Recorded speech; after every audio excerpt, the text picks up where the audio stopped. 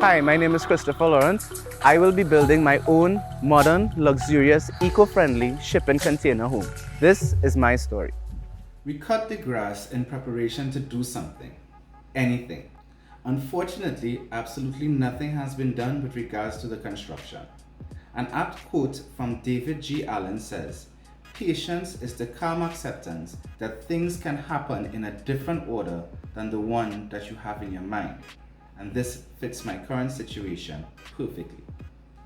Here are the challenges that we currently face. Challenge number 1. Town and country approval. There are several steps in the processing of an application. The very first step was initiated by our architect about 3 months ago. This is a new online application process that is quite intricate, and something as simple as a checkbox being accidentally omitted or included can cause a significant delay. Let's say about 3 months. To date, we have not received an acknowledgement of the application, which I would call the second step. The third step in the first phase of this very bureaucratic, time-consuming, a bit frustrating process would be when the application is referred to the Development Control Inspector for site inspection, evaluation, and his report. All I can do at this point is pray and wait and hope for the best. I have included a link in the video description to the FAQs of the Town and Country website, as well as a link to an infographic on the same website showing how applications are processed. Challenge number 2, land classification. The last will and testament of Peter Neil Lawrence, item number 5. Quote, "I give, devise, and bequeath my right, title, share, and interest in the property situated at Blue Basin Road, Diego Martin, to my son Christopher Lawrence, absolutely." Sounds pretty nice, right? In Trinidad and Tobago, however, the laws don't permit the willing of land that only has a certificate of comfort. In other words, my dad could not do what he tried to do. So this is where my pocket starts to feel some pressure. 10K, the retainer for the attorney to have the land vested in my name by virtue of possession. A valuation had to be done as part of this application process. GA Farrell did this within 2 weeks, and that cost approximately another 2K plus. A survey plan is also needed. So I checked online and found GeoDiscover, a local survey firm. I made the recommendation to my attorney, and they were contracted to survey the parcel of land as part of the application process. And yes, that's another 12K. So you get my drift. And this is where I plug another saying, it gets worse before it gets better. But trust in the process, and it will get better. And yes, it got worse. After a baffling and disturbing call from the surveyors, I received an email from my attorney. "Good morning, Christopher. Touching base to let you know that I'm still researching the issue that has arisen with the Director of Surveys. I spoke to Nicholas at GeoDiscover last week Monday, and he said their surveyor was suggesting that you apply to the Commission of State Lands for a lease instead of the application to bring the lands under the Real Property Act via virtue of possession. I am reviewing everything, especially given what the representative of the Registrar General has told me about such applications being entertained and successful. My research is taking a lot longer than expected, so please bear with me." At this point, I simply said, "Okay, thank you," and sent the signal into the universe of what I wanted and let it do its work. Challenge number 3, last but not least, COVID-19. Here's a rundown of the events. April 3rd, National Security Minister Today, Minister Dial Singh published, with the approval of Cabinet, Regulation number 7.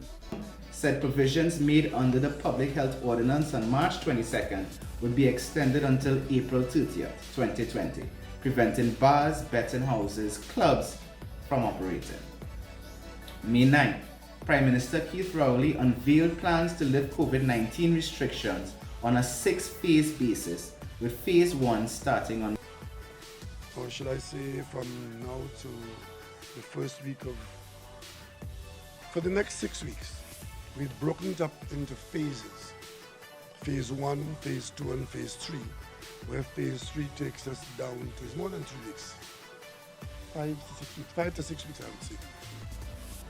On August 15th, government partially rolled back the reopening of the country from August 16th, reducing the number of people allowed to gather from 10 to 5, closing beaches, rivers, and water parks, stopping in-house dining, and making the wearing of masks in public mandatory. So, as of Monday morning, because tomorrow we'll put the regulations in place, so it comes into force at 6 o'clock on Monday morning. We would have all in-house dining at restaurants and bars to cease from Monday morning. Food courts and malls. So what this means is that such places will only supply purchase and take away, no consumption on premises. Chief Medical Officer Dr. Roshan Parasuram confirmed there is community spread of COVID-19 in Trinidad and Tobago. Prime Minister Dr. Keith Rowley announced new restrictions that will last for at least 28 days as the country continues to face the rise in coronavirus cases. 31st of August, Independence Day. The bill to make the wearing of masks mandatory. The bill would now go to the Senate tomorrow and would be the first to be debated in the upper house. The debate begins at 10:30 a.m. Attorney General Faris Al-Rawi, piloting the bill in the House of Representatives today, outlined the fines and penalties for breaching the legislation. Failure to wear a mask, for instance, will attract by way of first offense $1,000 in respect of the breach, by way of second offense to $2,000, and by way of third offense to $5,000. After that, you are looking instead to the arrestable offenses. September 15th. So therefore, today I will simply ask that we continue up until another cycle, to the 28th, to the 28th, to the 11th of October. The stay-at-home arrangements for the public service would remain, the rotations would remain. Dr. Rowley said a review will be done in the next 2 weeks on September 28th. No new restrictions were added to the regulations, but there will be some tweaks. According to the Prime Minister, citizens can expect increased vigilance by the police. And this is where I end this episode. I hope by the 20th of October, I will have some construction videos to share with you guys. Oh yeah, also remember to subscribe to my channel on YouTube.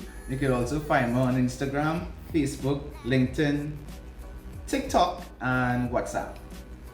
And as we say in Trinidad and Tobago, laters.